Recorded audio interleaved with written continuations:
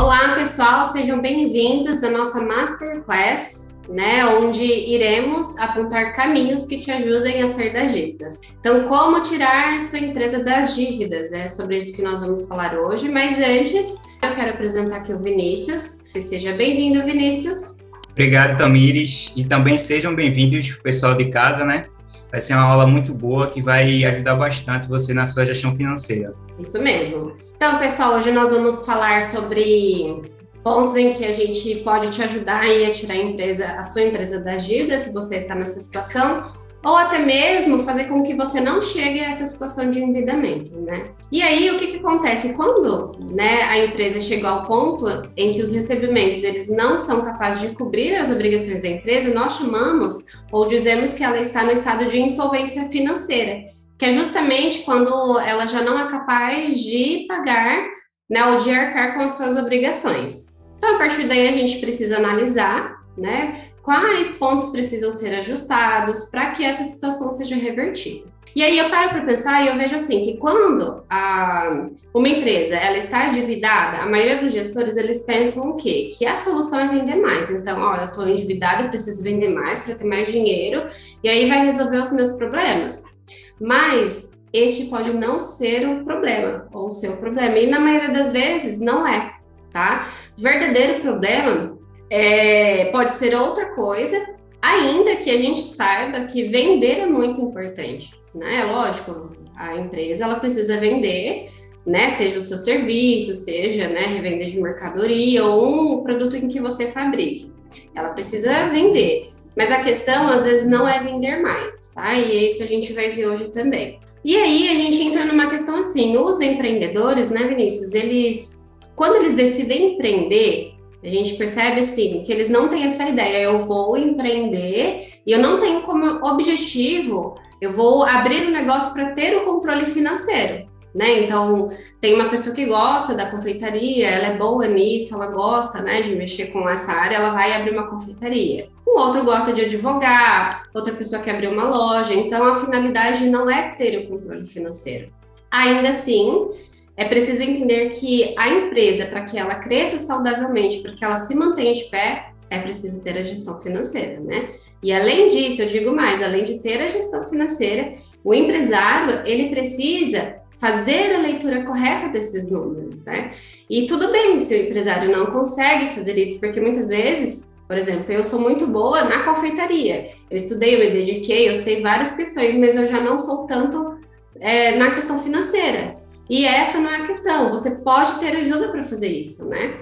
Mas a ideia é que você entenda que é preciso ter esse controle, né, Vinícius? Isso, exatamente.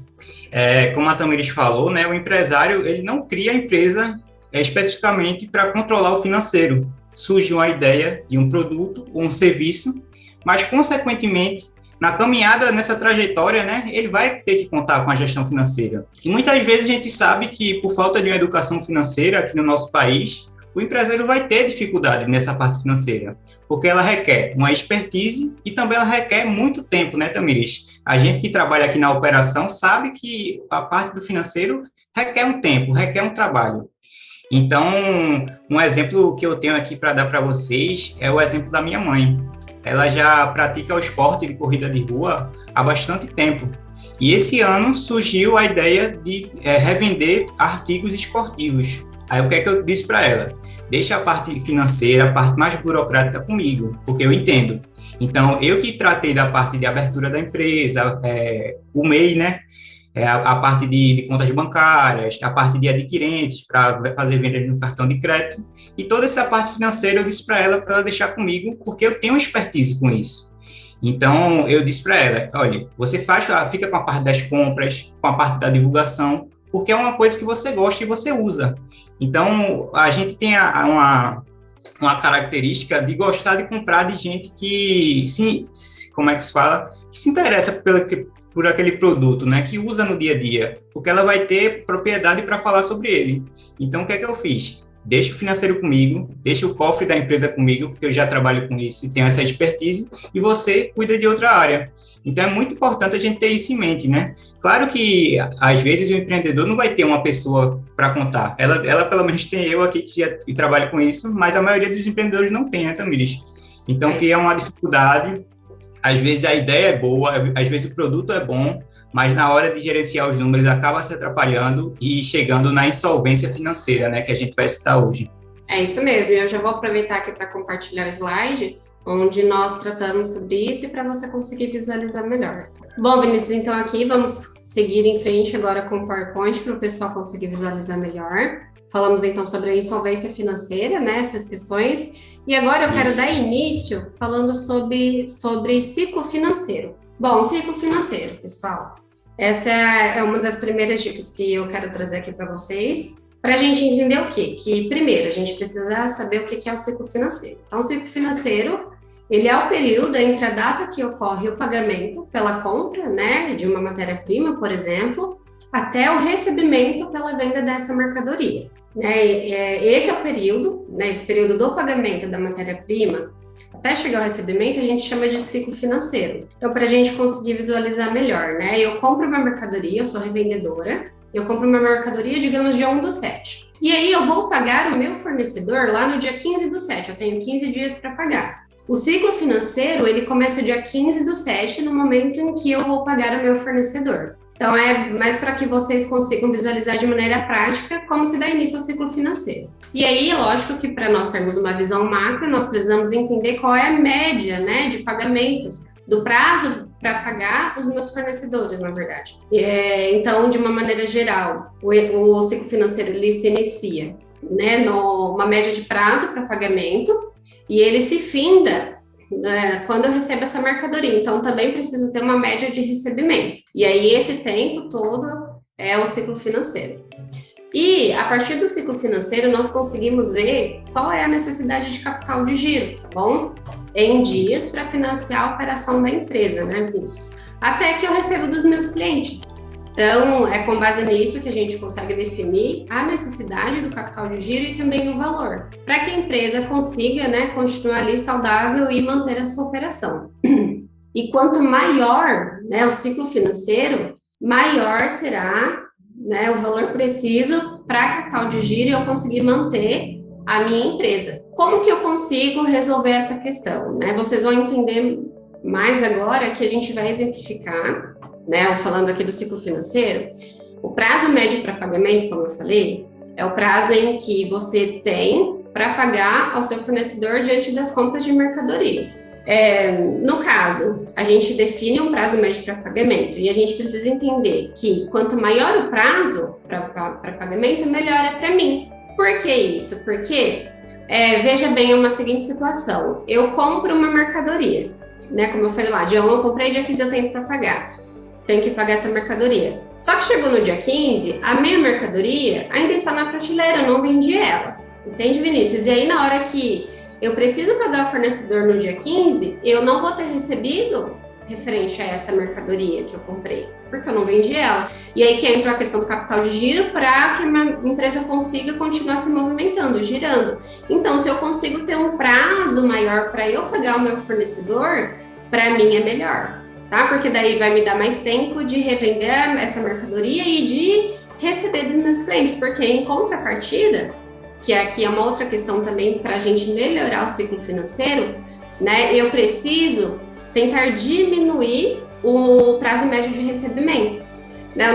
A gente tem aqui vários clientes com vários tipos né, de recebimento e vários prazos. Mas a ideia é que você consiga diminuir o máximo possível esse prazo médio de recebimento. Então, assim, é lógico que a gente precisa entender também que é preciso analisar, porque você precisa entender o seu público, né? Entender a maneira como ele funciona, mas também a gente consegue usar a criatividade. Ou seja, a gente né, sugere aos empresários estimular o pagamento à vista, promoções, né? Para que o prazo médio de recebimento seja curto, seja diminuído. Então, se eu estendo o prazo de pagamento e eu encurto o prazo de recebimento, o meu ciclo financeiro diminui e eu preciso de menos capital de giro para financiar minha operação.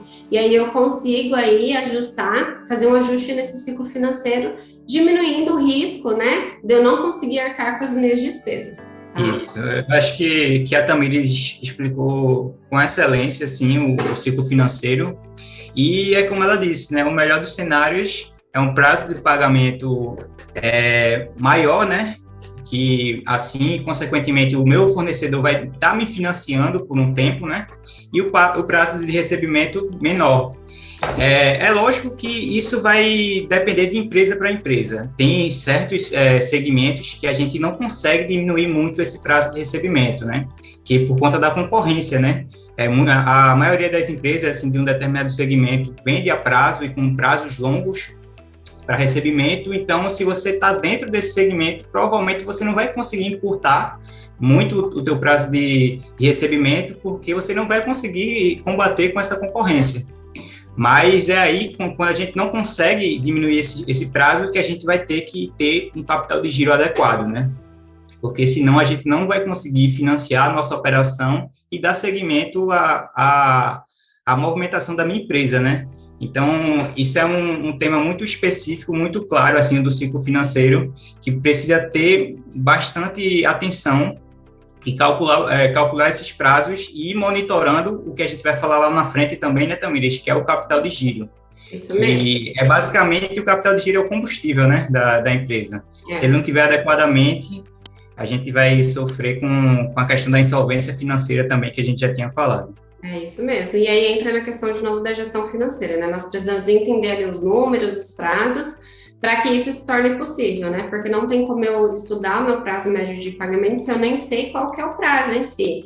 Então, é ideal que você entenda o seu prazo, né, de pagamento, veja ali com seus fornecedores, defina, né, talvez dias específicos, organize aí as suas contas a pagar para que você consiga, de uma melhor maneira, estender os prazos, né, o máximo possível para pagar, e, se possível, também diminuir ali o prazo médio de recebimento, ok? E agora a gente vai entrar também numa outra questão, já vamos partir para outro ponto. Que é como reduzir a inadimplência, né? Que isso aqui é um ponto crucial para a gente combater a insolvência, né? Se a gente não recebe, basicamente a gente não vai conseguir arcar com os custos e despesas da nossa empresa. Então, é uma pergunta aí que a gente vai trazer algumas resoluções para esse problema, para ajudar vocês. Antes da gente combater a inadimplência, a gente precisa entender alguns motivos que ocasionam a inadimplência. Então, eu trouxe aqui alguns motivos para vocês, selecionei alguns, claro que tem vários outros motivos, mas eu acho que esses aqui se encaixam com os mais importantes. O primeiro motivo que a gente trouxe aqui, que é a falta de um processo estruturado de cobrança, que bate na tecla do que a gente falou já na primeira palavra, né? Que a maioria dos empreendedores cuidam do negócio todo, cuidam das vendas, cuidam do marketing, cuidam do financeiro. Então, ele não tem tempo para estruturar um processo de cobrança. E isso ocasiona que ele não consegue controlar quem precisa pagar ele não consegue, assim, às vezes, até emitir um boleto, pede para o cliente fazer Pix, ele acaba esquecendo que aquele cliente não pagou. Então, ele não tem um processo estruturado de cobrança. O segundo motivo que eu coloquei aqui é uma relação empresa e cliente muito informal. É aquele cliente que te considera aquele amigão camarada, né? E na hora de te pagar, ele vai pensar, não, vou conversar com ele, vou tentar estender esse prazo. Então, ele não dá prioridade para o pagamento do teu negócio. É aquela amizade, é aquele ditado, né? Amigos, negócios à parte. Tem que ser assim. Então, o cliente precisa te enxergar assim para que ele leve a sério o seu produto e serviço e te pague em dias. O terceiro motivo é a ausência de um especialista em finanças no setor financeiro. Esse daqui é um motivo, assim, que a gente já tinha citado também, que é não ter uma pessoa adequada cuidando das tuas finanças. O que é que ocorre quando o empresário abre um negócio?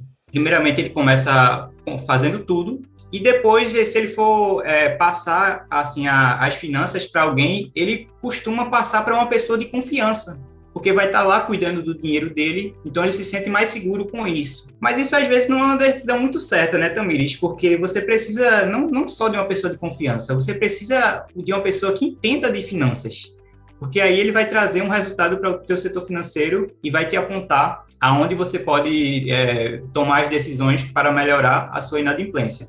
fazer um adendo aqui também, junto com você, porque, assim, hoje as pessoas têm muito medo ainda, né, de contratar alguém para gerenciar, né, para gestão financeira.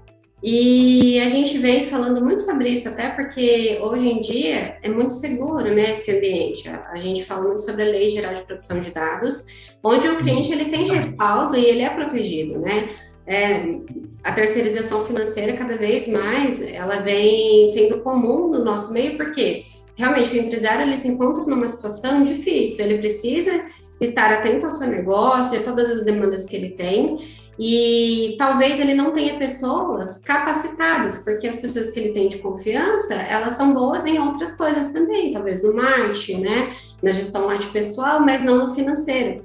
E aí que precisa haver essa quebra de barreira, né, entender que sim, é possível contratar um especialista em gestão financeira para te ajudar, para te auxiliar, sabendo que você pode confiar, né? Lógico que existem profissionais em todas as áreas, então precisa se fazer uma pesquisa, né?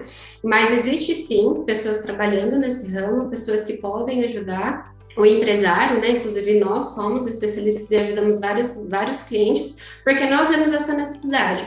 Pessoas que têm o seu negócio, mas não têm tempo, não tem conhecimento, né, devido da área para fazer a gestão financeira, fazer a leitura financeira, e aí o que acaba acontecendo?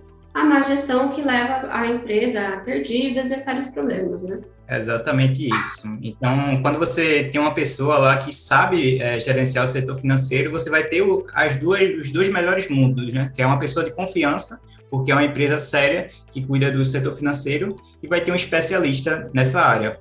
Partindo aqui para o quarto motivo, eu coloquei clientes que se acostumam a pagar em atraso. São aqueles clientes que são desligados. Tipo, eles passam o prazo e esquecem, aí depois pagam com juros.